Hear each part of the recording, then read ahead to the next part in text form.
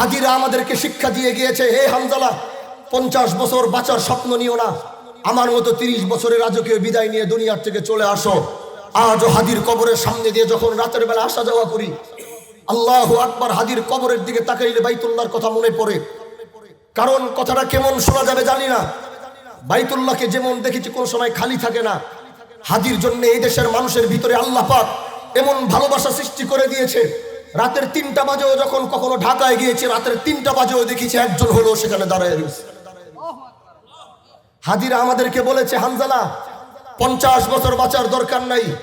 যদি বাঁচতে হয় তো 30 বছর বাঁচো, কিন্তু মাথা উঁচু করে বাঁচো, অন্যায়ের সাথে আপোষ করে নয়, জালেমের বিরুদ্ধে লড়াই করে বাঁচতে হবে, জালেমের বিরুদ্ধে সংগ্রাম করে তোমাদের বাঁচতে হবে। এজন্য সেই সংগ্রামে ইনসাফের শিবচর গড়ার অঙ্গীকার করেছি, ইনসাফের শিবচর গড়ে দিব, গরিবের পক্ষে কথা বলবো,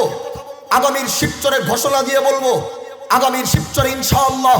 কোনো চুর চুরি করতে সাহস পাবে না, কোনো ডাকাত ডাকাতি করতে সাহস পাবে না, কোনো মাদক ব্যবসায়ী মাদক ব্যবসা করতে সাহস পাবে না, কোনো লম্পট কোনো মা বোনের ইজ্জতের উপর আঙ্গুল দিতে পারবে না। এরকম এক শিবচর গড়ার অঙ্গীকার করেছি। যদি ভাই হিসাবে আপনাদেরকে বলতে চাই, হাজী শরীয়তুল্লাহর বংশের এই সন্তানের প্রতি যদি আপনাদের আস্থার ভরসা থাকে, যদি আপনারা মনে করেন আপনাদের এই সন্তান দিনের জন্য, ইসলামের জন্য, রাষ্ট্রের জন্য তিনি ভূমিকা রাখতে পারবে, তিনি আপনার পক্ষে কথা বলতে পারবে, তিনি গরিবের কণ্ঠ হয়ে কথা বলতে পারবে, তিনি জালেমের বিরুদ্ধে লড়াই করতে পারবে, তিনি মজলুমের পক্ষে কথা বলতে পারবে, এই ডাক যদি আপনাদের মধ্যে আসে আর এই চিন্তা যদি আপনাদের ভিতরে লালন হয়, তাহলে আপনারা আমার সাথে থাকবেন তো ইনশাআল্লাহ।